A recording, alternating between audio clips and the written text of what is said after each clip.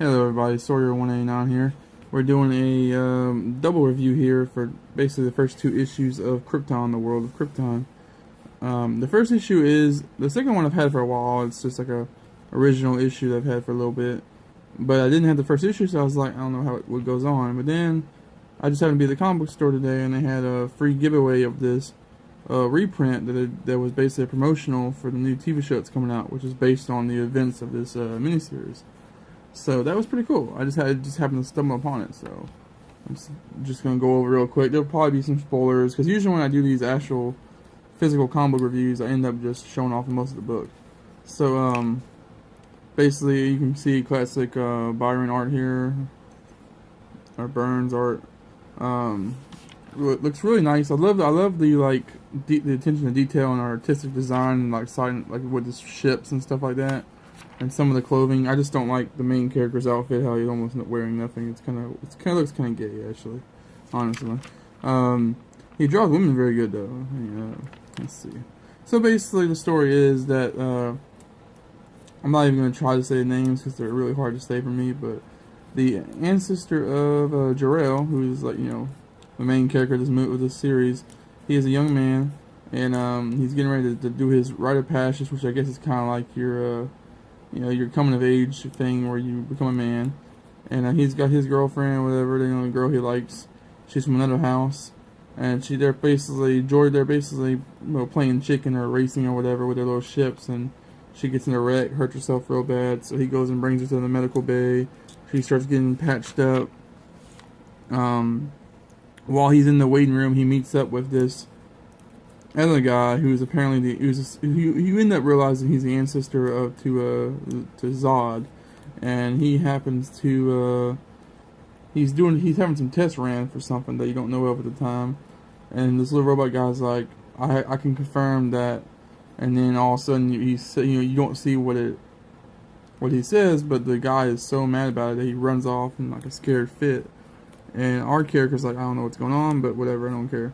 So he goes and meets this girl, and they start talking, and then her dad pops up and basically thanks Kal-El's ancestor for saving the daughter, and then we move on to Kal-El's ancestor. He goes to his parents while his parents are watching a news broadcast of Kandor. Is that how you say it, Kandor? Yeah, if you remember from the cartoons and the comic books, Kandor is a place that is like the one city of Krypton that actually survives, and it's like trapped in a little bottle that Brainiac keeps as a collection, basically like the lost city of Kandor. But in this story, this is like way before when they had their first big war, and Kandor it was pretty much completely slaughtered. Like tons of people were slaughtered. It's a war zone. And then then Kal-El's ancestor's father comes in. They have a whole family conversation. You get to see this meeting of like high royalty here, kind of like a fancy party. Again, really love the character designs here, and the art designs, like the little floating like pillow looking things. That's just cool. The way they dress, all the colors. It has a very kind of Shakespearean kind of feel to it, very, or ancient Rome, I guess, feel to it. Very like that. I get that feel from it, the way their society is and all that.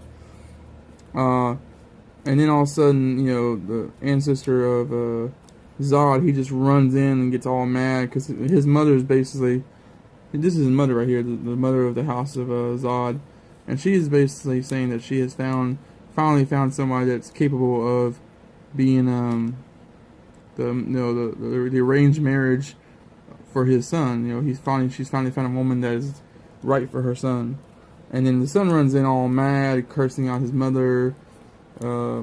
He grabs onto her and pulls out a gun, and then boom, he kills his own mother. It's like crazy, just seems kind of unwarranted, doesn't it, guys? Well, then he's about to kill himself, just murder-suicide. But then Kal-El's ancestor, he jumps in, stops him, and the gun shoots off and hits a building instead, the side of the building instead of hitting the guy. So yeah. So then we have this whole trial kind of thing where they decide what they're gonna do with him,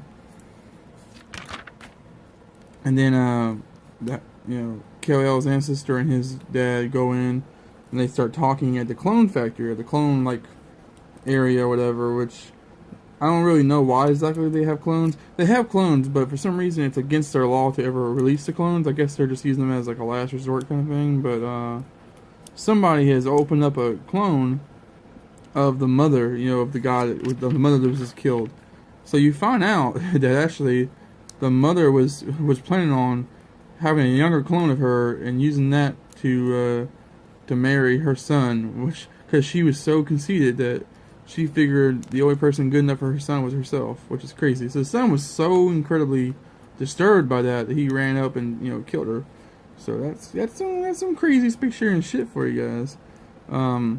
But since that is apparently a very, very high no, like it's something that just completely destroys the idea of that. Is something of like opening up a clone and using it for a personal reason is something that's incredibly like I guess taboo and politically unrest in the world. So the dad is basically saying that Kal-El's ancestors to his dad is like, if word of this comes out, then our society is ruined. There'll be a war. It will never be the same. And then the robot guy's like, sorry, but it's already been out because the Zod guy apparently had a suicide letter that he had or suicide video that he had broadcast beforehand, but he didn't actually die, so it still got broadcast, so everybody knows. And then Dad's like, this means war, and that's how the issue ends, setting up the war or the rest of the series, I guess. So yeah, a pretty interesting first issue. I like the character designs and all that, and it's interesting. The story's interesting. I just didn't really like the way some of the male characters were drawn, and that was the only really issue I really had with it. And then in the back we see some promotional stuff for the new TV show, going over some character designs. We get to see some of the characters. Like apparently the Zod character in the TV show is going to be a woman who's, I'm guessing, it's probably going to have a relationship of some sort with the main Kal-El guy. Our House of El guy, and we have a couple other houses that I don't know of. So yeah, that's all for this first part. Let's jump into the second part 2. So for part 2 of this video, we have the World of Krypton part 2, or number 2. I really like this cover. It's very nice. I love the design for the giant robot. As we can see here, still very, very. This is a older version of the book, so it's a little bit more dated looking with the art. It's kind of impressive how much they were able to clean up the art in the first issue. But yeah, we have basically this giant robot's roaming around looking for the what do you call it? The wreckage of Canador. And then we have basically a recap of what happened in the last issue, of the very last pages. They run outside the hospital and see that there's a war. A war is already broken out that quickly, which I thought was kind of crazy. That there's already a massive dogfight right outside the Capitol. Not even 30 minutes after the news was let out. That seems a little kind of crazy to me, don't you guys think? So yeah, the son starts realizing how horrible all this death is. He sees it. It's changing him. Him and his girlfriend have this big argument about social issues and stuff and who's right and who's wrong and all that kind of bullshit. She runs away and leaves. While at the same time, we have, it shows a kind of like a time jump with the son. He's in the giant robot suit and he's traveling around. Or is he a clone? I think he might be a clone. I'm not 100% sure on that. He ends up coming out of the robot and he gets met up by some survivor from the attack that's attacking him. And we see a cool Green Arrow commercial. I'm just kidding, but it is pretty cool though. Then we have this big battle with all these flying dudes or fighting at the Capitol building. Just really cool. A lot of really cool action here. The art really shines in the action sequences. Kal-El's ancestor, he finds his girlfriend again, later on in the war, but she's on the other side, and she trips him and runs away and all that bullshit. And then we finally get to the remains, where the survivors or Kandor are at. And yeah, so basically he finally reveals who he is, and he talks about how they're going to try to stop it. But then he comes to the realization at the very end that if they keep fighting like this and using the resources the way they are, it's gonna cause the world to be destroyed, which we all know actually does happen because that's the story of Superman. So yeah, setting up all that kind of stuff.